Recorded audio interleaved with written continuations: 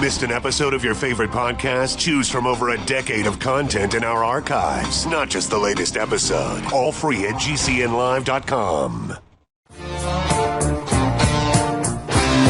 This is your call to action. Get prepared, America. Economy, survival, energy, disasters.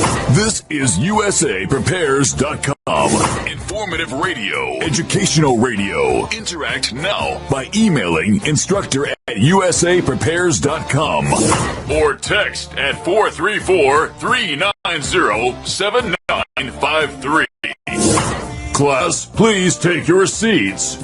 Now, your instructor, Vincent Finelli. Wow, yeah, maybe it's kind of risky saying what I say at the beginning of every broadcast. Everyone all set, cocked, locked, here we go, because of the massacre that occurred in Las Vegas. And, but, you know, class, when I say that, I mean it lots of different ways, all simultaneously. The Boy Scouts would say, be prepared, right? And I'm saying, make sure you're prepared for everything that may come your way. And that's really what I've meant, and I've said this in the past about being cocked and locked. And of course I am cocked and locked as well, with my 45. And the reason for that is, well, I'm a farmer, and I'm out here many times all alone, and no one's coming to help me. So I have to take care of myself. And there are gunshots here all the time. We've got poachers, and we've got people who trespass, and there are people who are interested in stealing our farm animals. And so I'm cocked and locked all the time because I don't know what's coming. I actually witnessed a guy who stopped in the middle of our dirt road, leaned out of his pickup truck, and shot a 10-point deer right on my farm, right across the fence from the road, absolutely as illegal as can be. And I went to arrest him. And I saw him do it. I was only a few feet away from him. I went to arrest him, and he took off, and there was a truck chase that ensued. And, well, he had a gas-powered truck, and I had a diesel, and he outran me. Otherwise, I don't know what exactly would have been the outcome of that, but true story. Guineith Isaacs is with us. Welcome, Guineith. Hello, Vincent. How are you this morning? I am well. Now, it's about 9 after midnight in Australia, right? We've just gone on to daylight savings time. So it's about 9 minutes after 1 in the morning. Whoa, it's getting worse. Yep. It doesn't it's getting worse. Wow. Wow. Yep. Well, you know, one of the things that we wanted to talk about today and yesterday was something called adverse possession. And adverse possession sometimes is called squatters' rights. It's a principle, it's a legal principle that applies when a person does not have the legal title to property, real property, usually land, but attempts to claim ownership, legal ownership, because of a history of possession or being on the land or occupying the land without permission of its legal owner. However, there may be no owner in sight. There may be no owner that has been seen in a long time. And it may be sometimes difficult to figure out actually who owns the land. And that's what we wanted to talk about today, right? Yep, that's right. Yep. And I think I mentioned on a previous broadcast that we had 40 acres of land next door, and the owner, I didn't know who the owner was. I assumed that the owner had died intestate, and that means that the land had no heir, had no owner, and so I thought, oh, good, okay. And but as it turned out, the land was sold at some stage in the past. The land did have it did have an owner, And just a few days ago, the owner showed up and, began camping on the land. And I said, and started using their chainsaws, and my dogs went absolutely bananas. Because, of course, as far as they were concerned, it wasn't just my land, it was their land too. And somebody was on, in their doggy minds, somebody was on their land. Anyway, these people started using their chainsaws for cutting up wood and such like. So I went across and basically said, are you aware that you're on my land? Because I didn't know that these were the actual owners of the land. And we had a conversation, and basically they said, is this your land? I said, well, yes, unless you've got title to it. And then I realized that they actually did, and that they were able to prove that they did actually have title to it, basically through an existing knowledge of the land, that they had a history of it, and that they weren't just random people who'd shown up and started camping on the land. They didn't show a certificate of title, but at that time it was proof enough for me, and so I said, okay. Well, I just thought I would let you know that see these fences here on the land. I put those fences in, and you can either pay me for the fences, and they says, and I said, well, I, paid for the wire to put them in. I paid for the fences, or I can take them out. And I said, okay, all right. Well, I said, okay, I'll take them out then. And they said, yes, okay, yeah, all right, well, there's no hurry. And I said, all right, well, I'll take them out though. And so anyway, we had a conversation, and the thing is, because I realized that they were the legitimate title holders of the land, that I would have to back down, I did so, and because of that, I've actually got a new set of neighbours. I think I've got a new set of neighbours that I'm going to be on quite good terms with, and we're able to exchange a lot of information. And we're,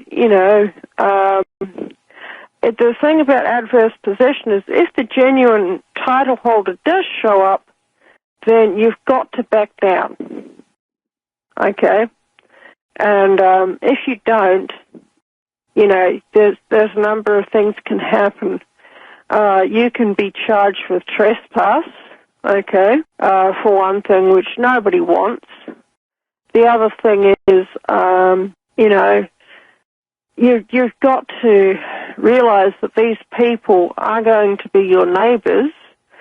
And if I was a legitimate title holder of land and came and found that people were making a unfounded claim of title to my land and wouldn't back down, then I certainly wouldn't like it.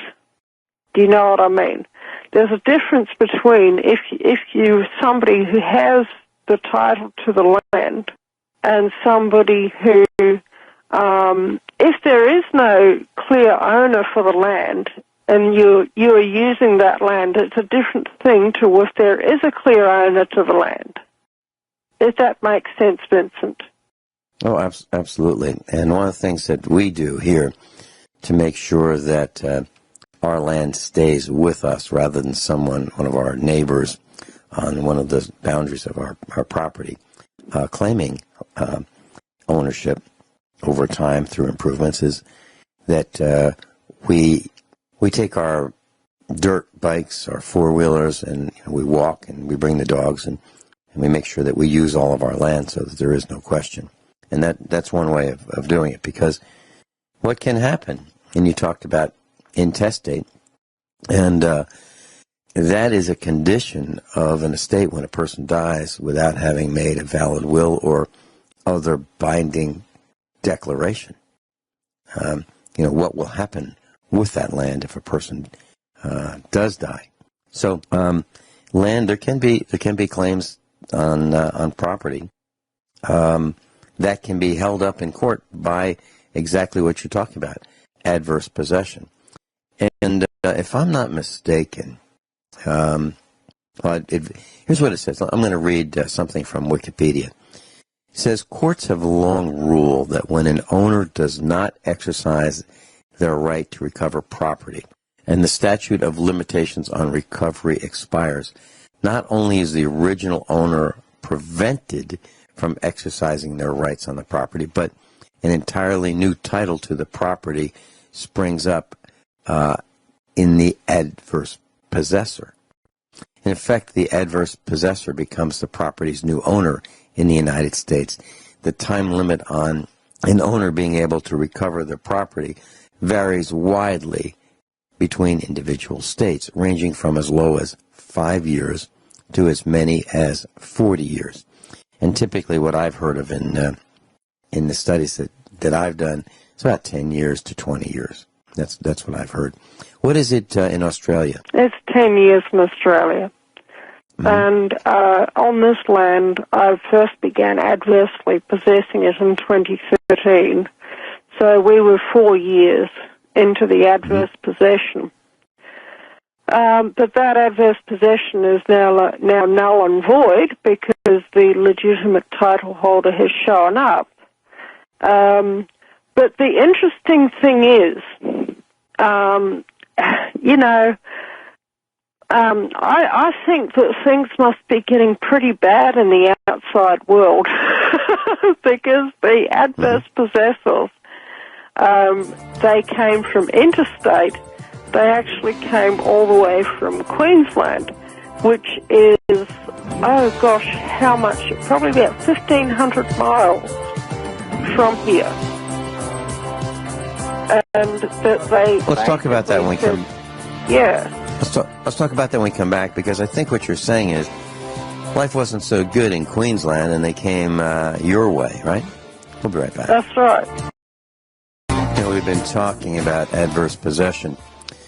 And according to Wikipedia, it continues saying, although the elements of adverse possession are different in every jurisdiction, a person claiming adverse possession is usually required to prove non-permissive use of the property, that is, actual, open, and notorious, exclusive, adverse, and continuous for the statutory period. So what that means is that a person would have to use the property exclusively and be visible and continuous. Can't just, set up a campfire and put up a pup tent for the night and then claim it, for a period of 10 years. So you have to continually use it. And what Guineith did was she put some fences in, and that was notorious, exclusive, adverse, continual, open, okay? And she met the qualifications. And dams. And put up a dam, too, for 3 years, okay? 7 more years, and she could have claimed it as hers. So, and it wasn't like you were trying to steal the land. Let's make sure that's clear to our class. It wasn't like... thought that the land was intestate land. If I had known that there was that the land had actually been sold at some time in the past, and that there was an actual real owner out there in the universe, there's no way that I would have done what I did. I thought that the land was intestate land. Yeah, and yeah, no because chain of title. Yeah, and what could happen had the real owner been watching you, put up a fence and build a dam, he could a war could start over something like that. So you don't want to do that. If you know who the owner is. It's if you really truly believe that that an owner died without a will, without or a document stating what would happen to that land, who it would go to, that kind of thing. And if there is no apparent owner anywhere in sight and hasn't been for a while, then, then maybe you might want to consider adverse possession. Otherwise, absolutely not. Okay. Yep. And the other thing is that you've got to recognize if you're a prepper and you've bought some land out in the Hinterboonies somewhere, okay, and you've got a piece of paper, that's got the nice little boundaries of the piece of land around the piece of paper, and you think, oh well, when the world goes to pot, then we'll head up bush, and then we'll set up our little place on our little piece of land up in the bush. Well, if you, if you did that, if you bought that land, like I said, depending on your jurisdiction, 4, 5, 6 years ago, you might get there and find that there's somebody else who's put a nice fence around it, who's put a dam around it, who's been felling trees, has built a homestead, and you might find that if they did all of this 6 or 7 or 10 or 12 years ago, or however long ago, you might have lost all claim to that land. Mm-hmm. Right. You've got to keep an eye on what you're doing. And you've got to keep an eye on any real estate that you've purchased, even if you think it's out in the middle of nowhere. Yeah, we have an instructor who's been on the air with us within the last week. Her name is Deborah Brewster. And she's a really bright gal. She's a real estate investor, and she's a developer. Okay, she manages very large projects. I'm talking in the millions of dollars. And she has a location where, it's her bug out location, if you will. It's a farm. However, she knows what we're talking about, and she makes sure that she visits that farm often, many, many, many times a year, and works on it. And, there's no question that she's the owner, to make sure that, any neighbors or any squatters understand that now this is not one that they, want to adversely possess. So those are some of the thoughts, class. And Guineith is right. Make sure that if you have a Plan B location or a bug-out location, that it's clear that you're the owner, and that you are visiting, spending time, maintaining, maybe improving, so that there is no question as to the ownership of that property. Guineith and I will be right back. We're going to talk about Queensland and what she's experienced with neighbors moving away from dense population to... Guineith Isaacs is with us. Guineith, you had mentioned that you met your new neighbors when they arrived on the 40 acres adjacent to your land, and they came from Queensland, about 1,500 miles away. So let's talk about that. Let's talk about the density of population that they left to come to a lower population density. What was that all about? Okay, now if you're the part of Queensland that they came from was the Gold Coast. If you're looking at the Gold Coast, you're looking at somewhere with about the same population density as somewhere like Miami. So, yeah, we're talking about skyscrapers down to the waterline in Queensland, in southeast Queensland. And I used to live for a while, not very far from the Gold Coast, but in a much less dense area, and in a place called Russell Island.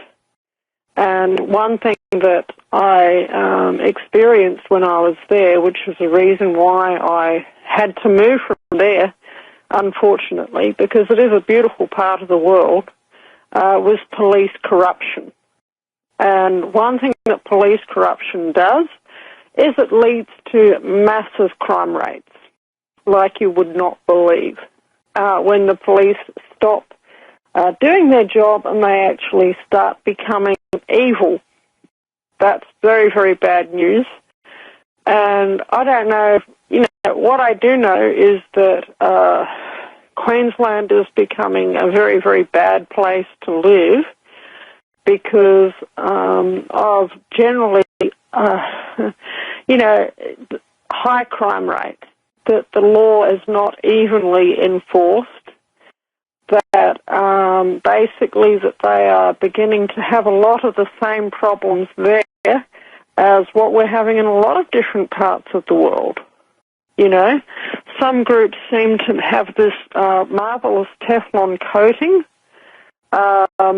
and can do things like, carjack whoever's car they feel like.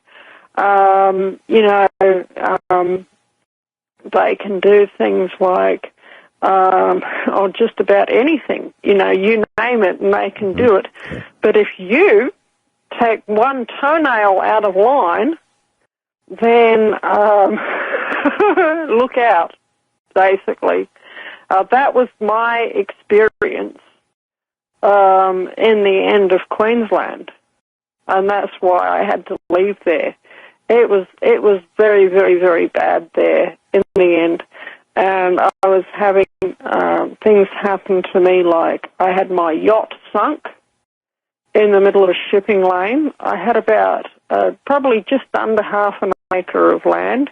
It would have been about 1,700 square metres of land on a, basically a subtropical island with basically that had a something like a half-developed suburb built on it, if that makes sense.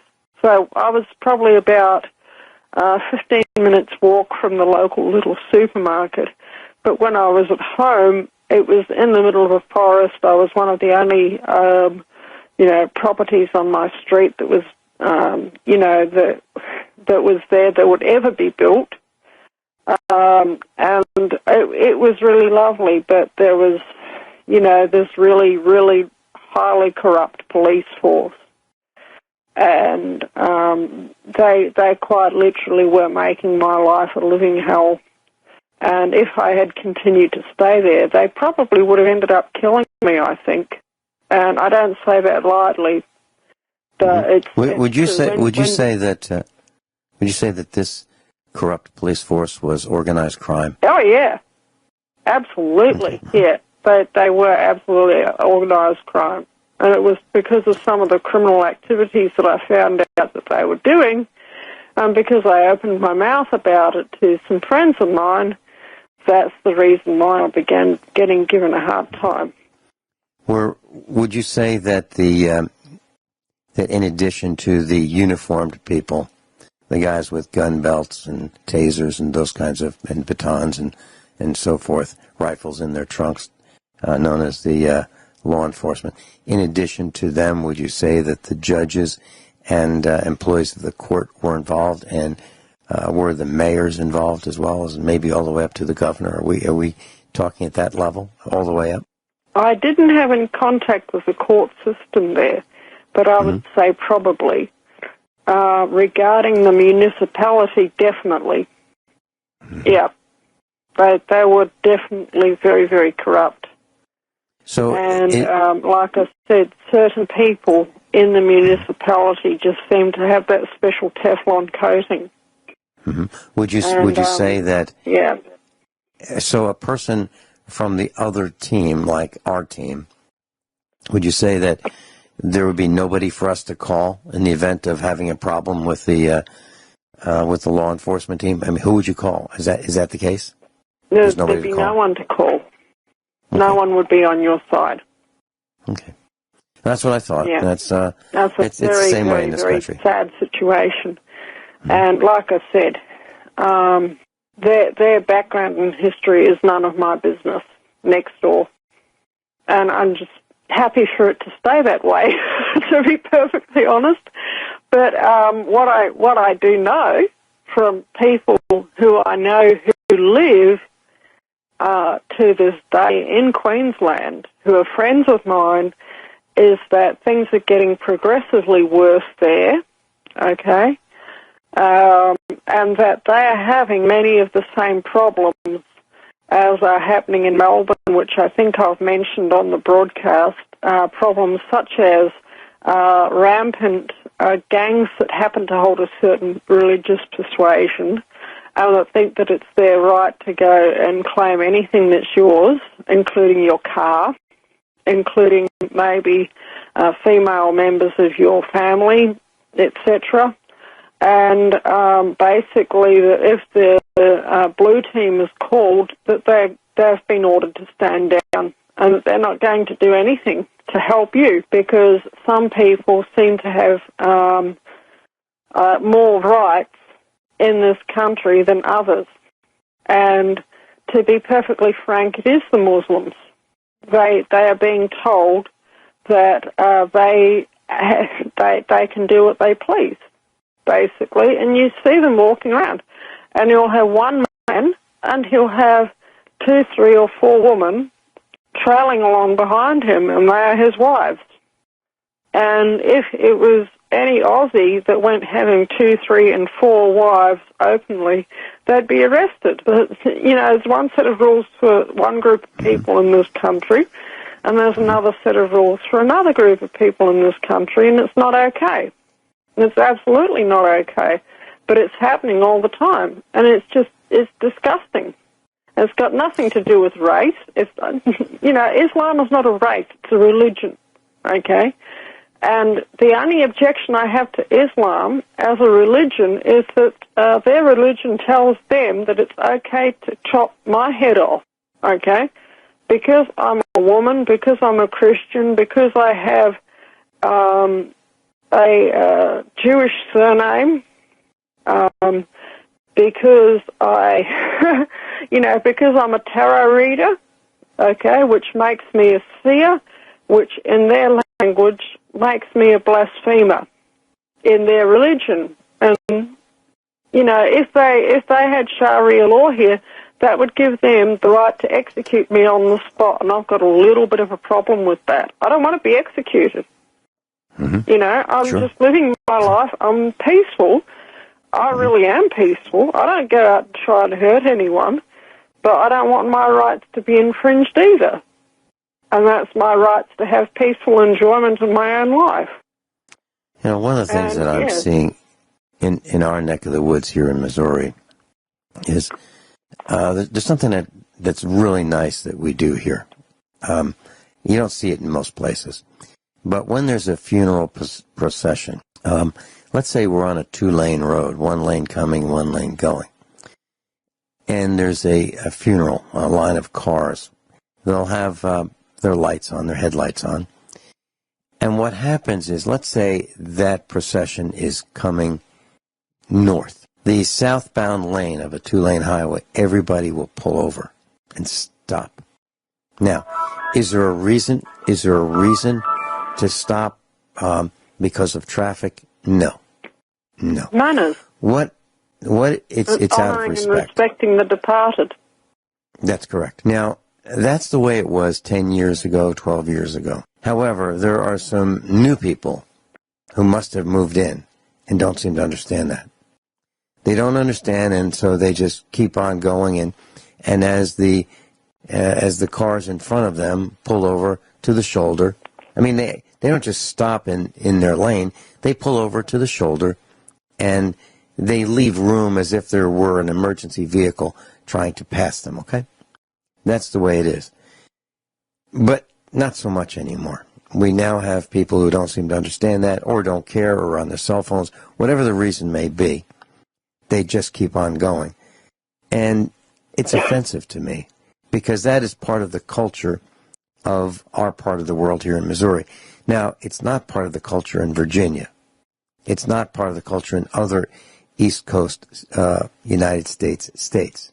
But it is here. And it sure is something that we should respect and honor and even participate in. But there are fewer and fewer of us participating in that now. That's one thing. And I mentioned to you that we live on a dirt road. And when we come back after this short commercial break, I'll tell you what's happening on our dirt road, which is offensive as well. It is almost as offensive as not pulling over for a funeral procession. Guineith Isaacs is with us. We'll be right back. Guineith, I've mentioned on this broadcast that our farm is on a dirt road. My family lives on a dirt road. Now, a dirt road is one step below a gravel road. Gravel road would be an upgrade to where we drive to get to our farm. And one step below a dirt road would be a trail through the woods, where the trees are in the way. So we have trees in the way, but we really don't have much of a road here. And one of the things that happens when you live on a dirt road is typically the roads are not very wide. The roads are about enough width for one car to get by comfortably in one direction. And often we find that there are cars coming in opposite directions, or pickup trucks or vehicles or tractors coming toward us, or we're going toward them. And the rule has always been, it's been unwritten, but the rule is that the larger vehicle just keeps moving, and the smaller vehicle pulls off to the ditch to let the larger vehicle keep going because of momentum and things like that. Well, there's a new group of people who've moved into this area who don't seem to understand that. They drive these little puddle jumpers, and they race around, and by racing around the dirt road, it's a real problem because it causes dust. A lot of dust. I mean, clouds of dust behind the vehicles. And it's not polite. So those of us who have lived on dirt roads for years will drive slowly because we know that the guy behind us, or the guy that we might even know, there might even not be someone in sight, but soon there might be somebody coming down behind us that we don't want to leave a cloud of dust and have them choke all the way behind us for miles. So we go slowly. And we know that animals jump out from the farms on either side of the road, the ditches. We know that there are plenty of wild animals, and we don't want to run them over and kill them. So the polite thing to do is to go slowly. If you see a vehicle coming your way and it appears to be larger than your vehicle, then you pull over and you let them continue. Well, the new group of people who've moved in don't seem to understand that. And my son, who has he sees things in black and white. Not very many shades of gray in his life. And he hates it. He absolutely hates it. If he's pulling he's in a 100 horsepower tractor, weighing about, 12 to 14,000 pounds. And he's got a 4,000 or 5,000 pound baler behind him attached to the tractor, and he's pulling it. And some little puddle jumper comes flying up and runs him off the road. He hates it.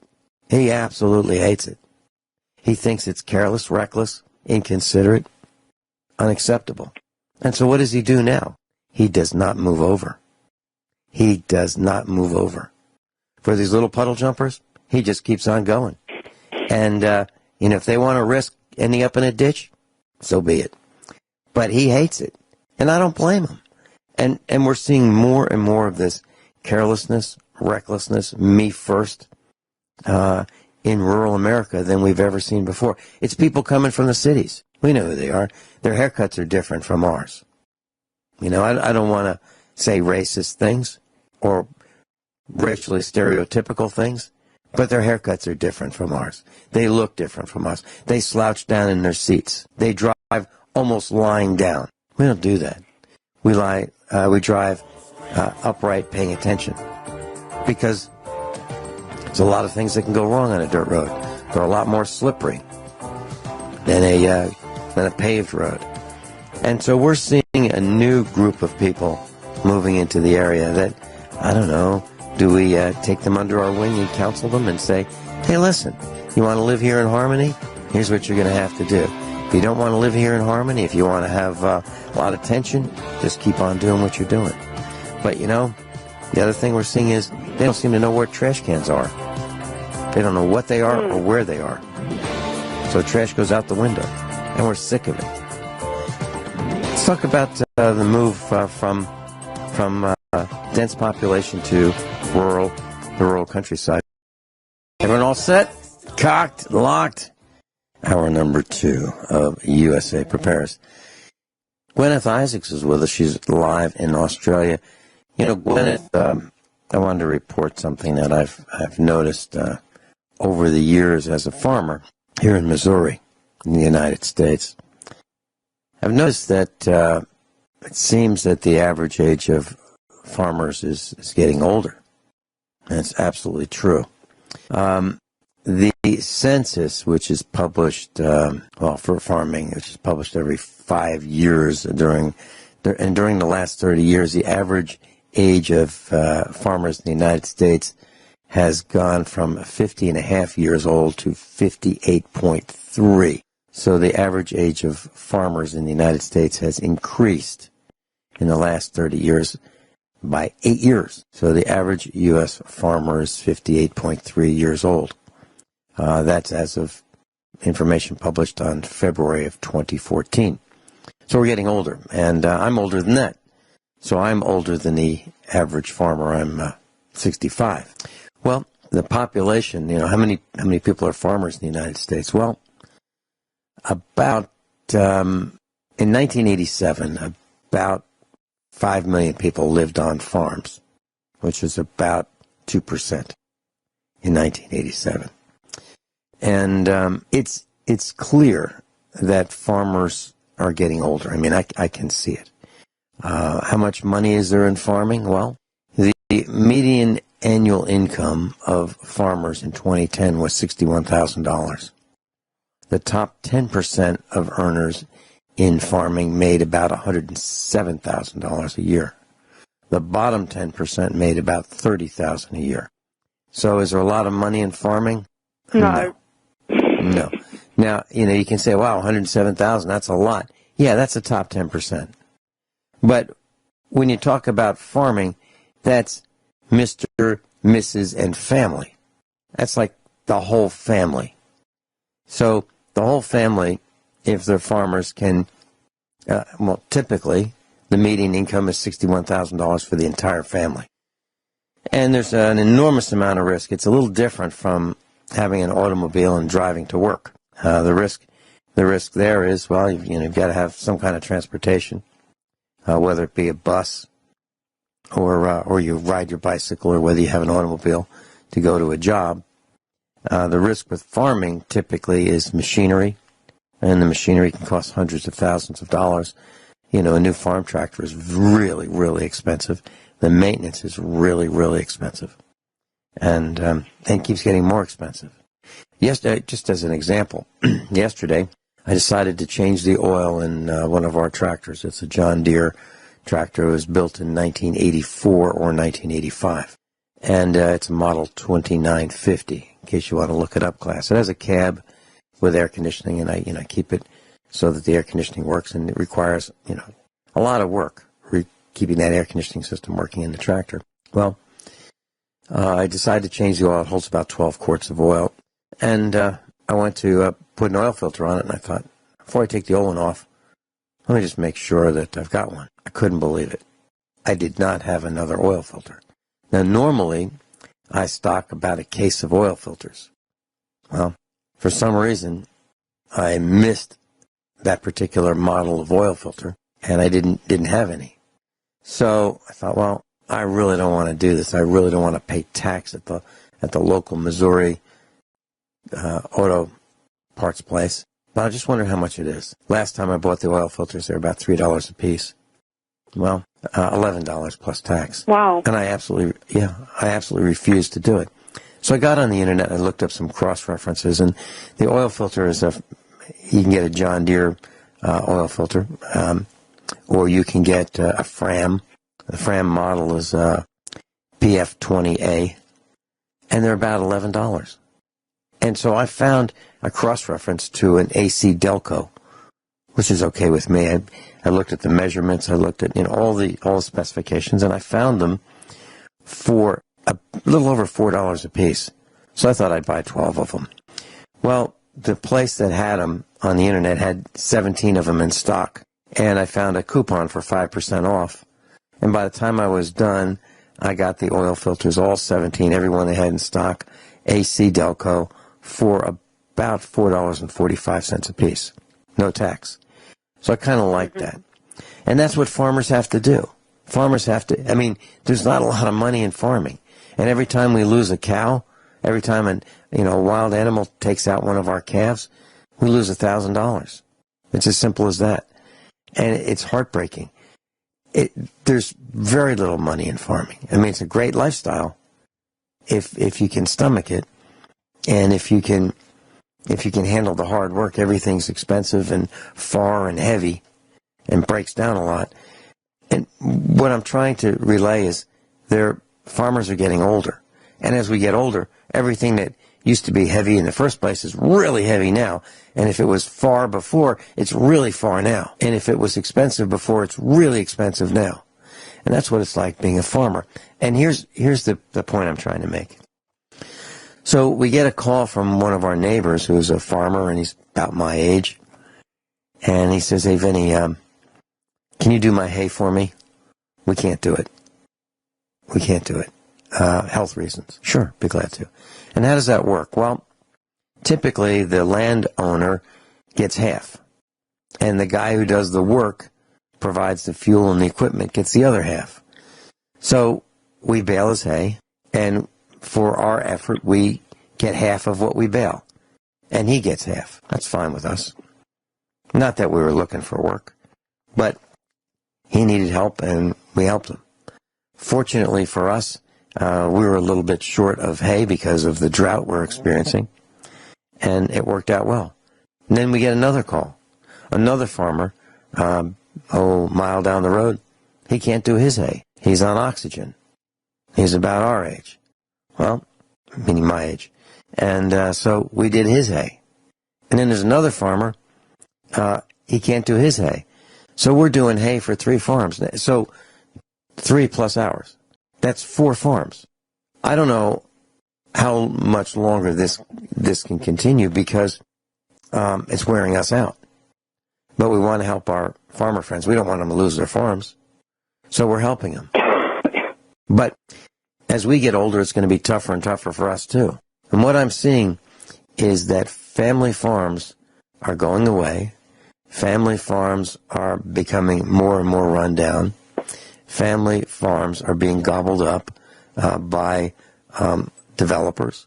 So we're taking really good farmland and we're turning it into driveways and suburbs. Yeah. Yep. And the number of farms in the United States is going down. The size of farms is slowly going up, and the age of farmers is increasing. So what we're looking at is more and more corporations producing our food. That's what we're looking at. And it's of concern to me. And I don't know how a guy can go to the John Deere dealership and say, "Hey, I'm looking for a baler to replace my old baler, my hay baler." It's going to be $25,000, $25,000 for a current model baler. And if he says, "What do you got in a tractor that would go with that?" That's going to be $40,000, $50,000, $60,000, $70,000, $80,000, it's impossible, I believe, for a young person. Let's say a guy graduates high school and says, "You know what? My granddaddy was a farmer. My daddy's a farmer. Well, heck, I want to be a farmer too. I want to raise some cows. I think I'll do it. I'll just go to the bank and borrow some money and get that tractor, that baler, that hay mower, that hay rake. I'll build a little barn." It's impossible. It's absolutely impossible for someone to start out unless the land is given to him, and unless he's got used tractors given to him. There's no way that a young person can start out becoming a farmer with no money. Impossible. But you can. If they do it the conventional way, that's true. Right. Yes. Now you can start out and get a job with no money. If you've got clothes that are acceptable for that job, you don't have to have money to be an employee. But you darn well do to be a farmer. How would you recommend that someone start out as a farmer without any money? Is it possible? Okay. I don't think so. If you can, Okay, I'll tell you how I first started out. Okay.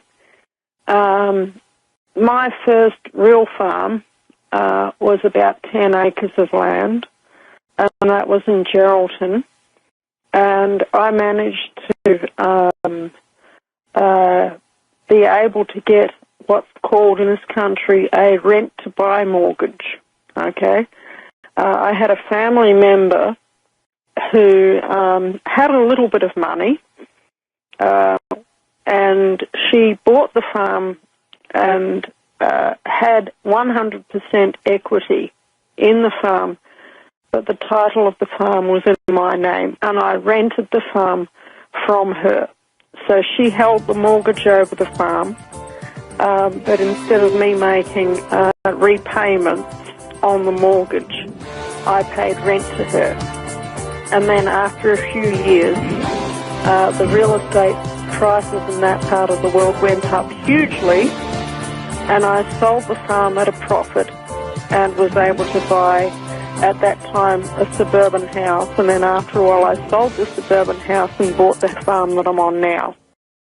So, Guineith, you approached, as far as I can tell, you approached the owner of this farm with a rent-to-buy mortgage possibility, and this owner was willing to give you that rent-to-buy mortgage, and you made those rent payments and ultimately were able to buy the farm. Is that right? Well, it's a little bit more complicated than that. I actually put in the offer for the farm in Geraldton, okay, not this farm that I'm on now, and I put down the deposit. I had no idea how I was going to pay for the farm at the time, and it was afterwards that the relative came in and offered to finance that farm on a rent-to-buy basis. So it was a chance that I took. But, you know, it's a thing in life. Sometimes you have to take a risk. Sometimes the risks actually do pay off. And about what year? Certainly, yeah, that was about what year was that? That was 2004 that I okay. The reason in Geraldton. Okay. The reason I asked is it reminded me of something that I did. It's the same kind of risk. It's kind of neat. I decided that I had a boss at my job, and this guy was kind of rough on me. And I decided that I could become a real estate investor and ultimately become a little bit more financially independent of the job. And so I found this apartment building that I could buy. Well, I thought I could buy it. I certainly didn't have enough money to buy it. It was back in 1980 or so, in the 1980s. And it was about $250,000. It was a small apartment building. And I approached the owner, and I said, I'm interested in buying your building. So we talked about it, and then finally I let him know that for me to buy his building, he'd have to lend me the money. So I said, I'll buy it, but you'll have to lend me the money. And he did it. He did it. And it's kind of what you're talking about. And so I renovated the apartment building. I put tenants in there. And then I decided that I should sell this thing. And I sold it. I sold it at a profit. And so that was a risk that I took. It was a $250,000 risk. I mean, at the time, there's no way that I could pay the mortgage note on a $250,000 on my salary, you know, at the job. And so, yes, I understand what you're talking about, and yes, you can do it that way. But I don't believe that if a bank were involved financing the whole thing, that a young farmer could go to the bank today and say, you know what, I think I'm going to try farming. My granddaddy was a farmer. Yeah. My granddaddy was a farmer. My daddy's a farmer. You know, I've been at the kitchen table with him, and I've been helping around. I don't know that much about it, but, you know, I just got out of high school, and I want to be a farmer, and I'm going to need a tractor and a baler and a mower and a hay rake, and I want to put up a barn. I can put up some fencing, and I found this 80 acres. Right. You Right. absolutely could not do that. So the farm that I had in Geraldton, the thing is, it was not the flashiest farm on the block. It had been abandoned for a while.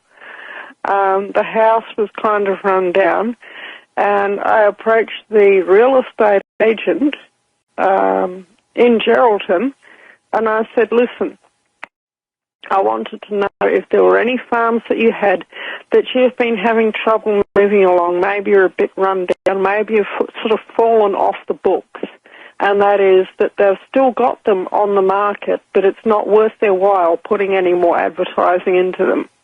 That's what falling off the books means. I don't know if it means the same. I don't know if they have something similar in the way of real estate where you are. But there's some properties that just people just don't want to buy. And he said, yes, actually there is one. And I saw it and I thought to myself, this place would be absolutely perfect. And you know something? We spent 4 years there. I never missed a rent payment in the 4 years that I was there. We put fences up. We put irrigation lines and horse troughs in. We put a yard for the dogs. We fixed the house up somewhat, installed wood-fired stoves and such like. And we bought it for $165,000, and I think we sold it for $700,000. Hold that thought. 4 years We'll be right after. back. Yeah, Guineith Isaacs is with us, and Kyle's joining us. Kyle in Montana, welcome. Hey, good morning, Vince and Guineith. How are you guys? Hello, how are you? Doing well.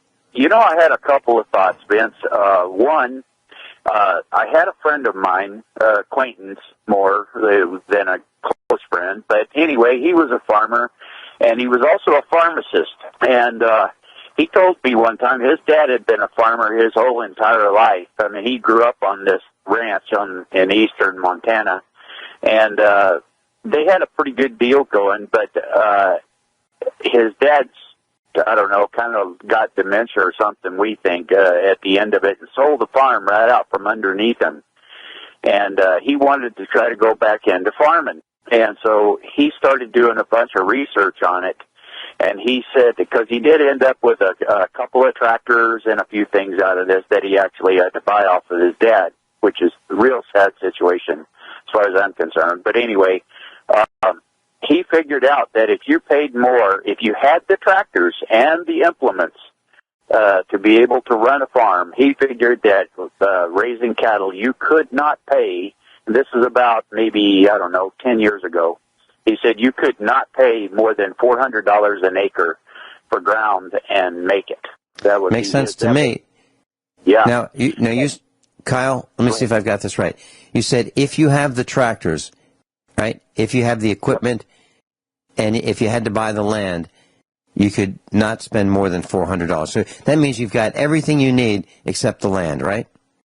Yep, and the cattle. I mean, he wanted to raise cattle, and he said I could still buy the cattle because he was a pharmacist. I mean, he made good money.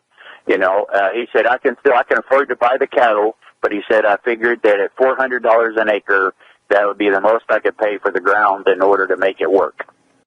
That sounds about right. It sounds about right. Because if you had to buy the land and the equipment, you could not make it work. So let me give you some numbers. There's an article, it's called farmfutures.com. It goes on to say, and this was from 2013, so it's several years old. It says the trend of shrinking numbers of young farmers hasn't changed despite all the government's efforts to help beginning farmers get established. According to the USDA's latest report on beginning farmers and ranchers, the share of principal operators with less than 10 years of experience fell to 22% in 2011, down from 26% in 2007 and 38% from 1982. But of all the beginning farmers and ranchers defined as principal operators with less than 10 years of experience, only 14% were under 35 years old. The average age was 49, half of being 35 to 49 years old. The remaining 37% of beginning farmers were 50 or older. The national average of all farmers and ranchers, meanwhile, was 60. Now, this was an article written in 2013.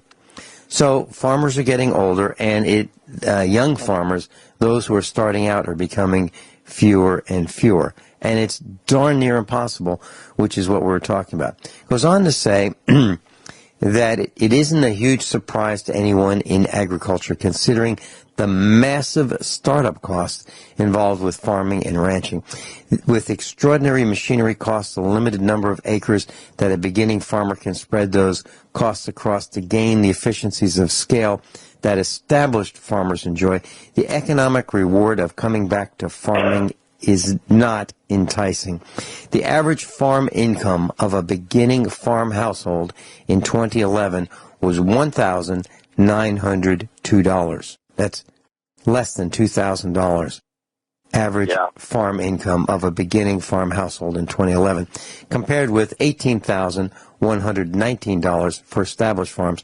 So they're saying an established farm would be able to bring in $18,000. A beginning farm, not much. $1,900. Yeah, and that's what I've been trying to say. So for those who think that, hey, I just get some land and get some cows, and this will really be easy, and those cows will make cows, and everything's going to work out. No, it really doesn't. It's really, really difficult. And unless you come into farming with some money, or inherit the farm and or inherit the equipment, it's going to be very difficult. Does that kind of tie with what you were saying, Kyle? Do those numbers seem reasonable to you? Because they are to me. Oh, yeah, I think so, too. But let me put a kind of a positive spin on this. In our neck of the woods, there's a great big ski resort. It's called Big Mountain. It's quite a ways away from me, but still, it's Big Mountain, and a bunch of yuppies and, rich, out-of-state people come up there in the summer and the winter, especially, to go snowboard and ski and all that stuff. And a lot of the young people, though, young couples, actually, I've noticed, I shouldn't say a lot, but there's a few. I would say I know of about maybe, 20 or 30 couples, that I've just generally met. You go to these organic things at the college they put on here, and there's hundreds of people there doing stuff. But those, I would say, I've seen and talked to 20 to 30 couples. But one in particular kind of stood out to me, and they live up in the Columbia Falls area, it's called. It's an area where there's a little town. And anyway, they bought 5 acres, and they took one whole acre of this and put in a couple of greenhouses.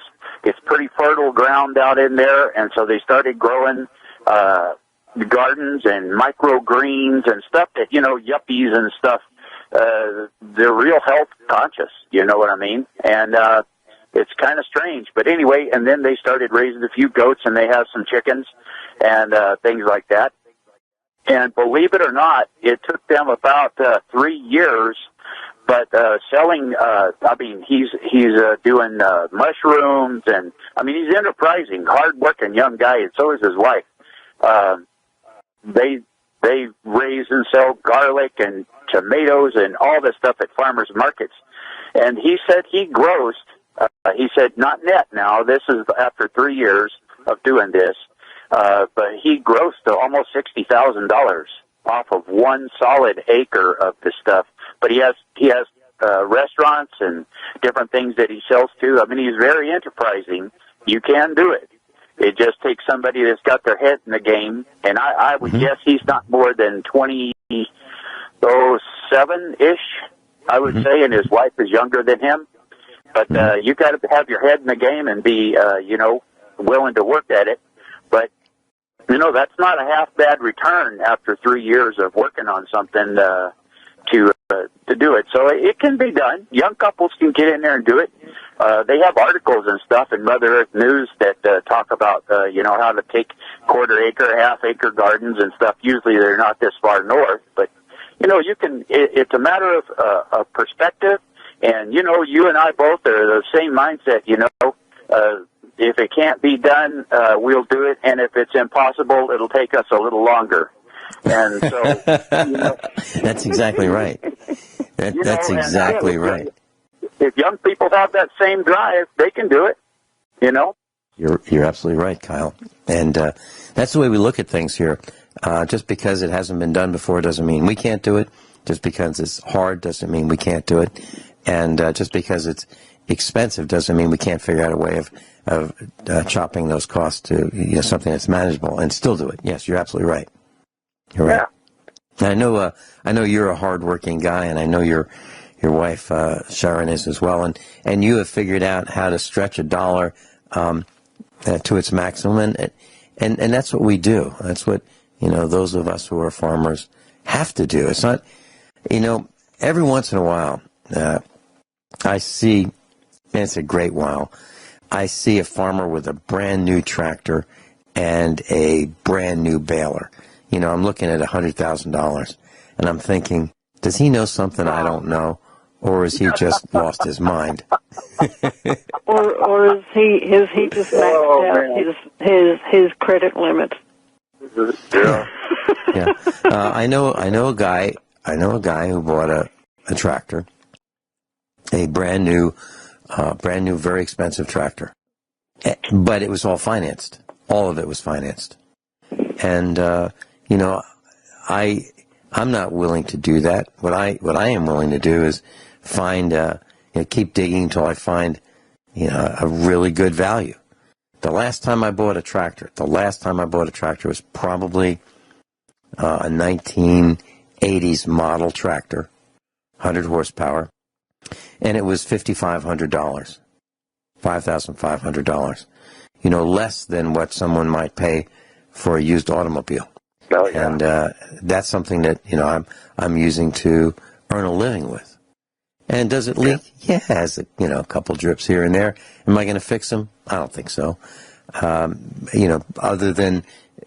mechanically it runs really well. It does everything I need to do. It can pull a 15-foot batwing mower. It can pull a baler. It can pull a 9-foot hay mower. It works great. Would I spend $60,000 to replace it? I don't think so. So, farming is a lifestyle where you have to know a little bit about a lot of things. And actually, if you know a little bit more than a little bit about a lot of things, you'll be better off. But you have to know how to weld.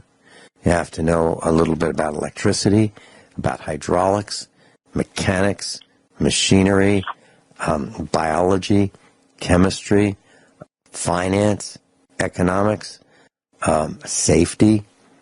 You have to know a little bit, at least, about a lot of subjects, because you're in business for yourself. That's what farming is. You have to know about climate, the weather, how to negotiate. There are a lot of things you have to know about. Any comments, Kyle? I've got quite a few comments. I'll hold through the break, but it's all right. Yeah. Gwyneth, I'd love to hear your comments as well. We'll be right back. Yep. No, Gwyneth Isaacs is with us. Yep. USA Prepares Instructor live in Australia. Kyle's with us. He's live in Montana. He's a USA Prepares Instructor. And I'm here in Missouri. We'll be right back. Kyle, I'd love to hear your comments about some of the things I've said about farming. And Gwyneth, I'd love to hear yours as well. Kyle, let's hear yours. Well, I just wanted to point out something, this covers a lot of different areas. You remember when Paul Newman started coming out with salsa, right? Yes, okay, sure. So spaghetti sauce, salad dressings. Yeah, salad dressings, that kind of stuff. There's millions of them things. The stores are full of them. But he just came out and started, okay, Paul Newman's own, all right? It doesn't matter if you're kind of duplicating what somebody else done, because there's always more and more people that are eating, So it's like a matter of marketing. Like you said, you got to know a little bit about everything. I've got a son-in-law that, he can make Abe Lincoln's scream. But he's just a penny pincher that you can't believe, and I love it because he's started with some cows. He's just slowly paying cash as he goes. He just bought him an old Alice Chalmers tractor with a front end loader on it, and found a screaming deal on this thing. An old farmer that was retiring, and did some work to it. I helped him fix some of the hydraulics on it and a few things like that. Just a screaming deal. Had brand new tires already on it. And, I think he paid almost enough just practically to just what it would have cost him to buy the tires. But, anyway, you know what I mean? You just have to be, you gotta have a can-do attitude. You gotta know a little bit about a lot of stuff, or know somebody that does know quite a bit about everything, that's willing to help you. And, work. It takes just the attitude is the whole key to everything. Like Rick Miller says, attitude is the key to anything. If you say in your mind, or the thought even crosses your mind that I can't get this done, I'm not going to make this, just can't be done, you're done. You're finished. You might as well quit.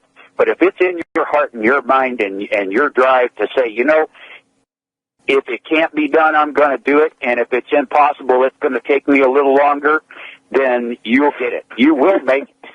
Mm-hmm. Kyle, when I was in school, there were a number of fraternities that I could have pledged and maybe become a member of one of them. I did become a member of one, but there was one fraternity in particular that I was not interested in becoming a member of. And that's coulda, shoulda, woulda. There are plenty of people that are members of the coulda, shoulda, woulda fraternity or sorority that say things like, I could have done that. I would have done that. You've got to go out and you've got to do it. That's right. That's exactly right. So that's a fraternity or sorority that I don't think anybody in our broadcast classroom is interested in becoming a member of, and that's coulda, shoulda, woulda. Yeah, Guineith, your thoughts about some of the things that we're talking about? The sort of farming that I do here is called permaculture farming. Okay, it actually, for one thing, it actually doesn't require a tractor.